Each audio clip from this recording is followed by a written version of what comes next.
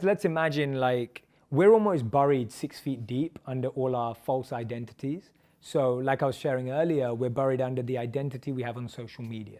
We all have our curated Instagram feed. We're buried under the identity we've built on LinkedIn, our corporate identity, our work identity. We're buried under the identity we've taken because of our family and our parents. We're buried under the identity that we're from a certain country. We're buried under the identity that we're a certain race. And it's like all of those things are just burrowing away from the true essence that lives within us all, that makes us function, that shows we're different when we're alive and we're dead, right? We all die in the same way. We're all born in the same way. And so there's a pure consciousness that lives within us all. So it requires complete excavation of all of these identities we believe we are to actually connect with who we really are.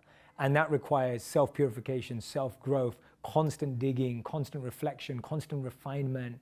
It's like purifying muddy water, right? Water that's muddy looks like mud, but we know it's not mud, it's water. But that water could very much believe that it's mud. And so that water has to go through an extraction process to then see clear, transparent water as we know it. So we are that water, it's just that we spend too much time in mud.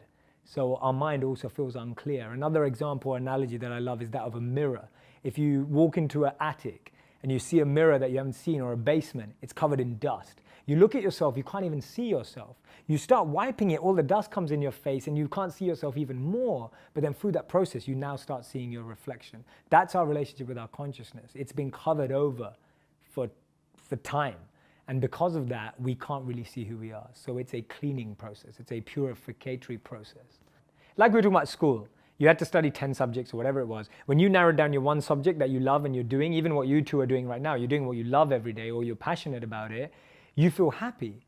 So in the same way as you've given up all your other identities that you could have been, I'm sure you could have been a marketing manager, I'm sure you could have been a movie producer, I'm sure you could have been so many things, but you give up what you could have been to be what you are.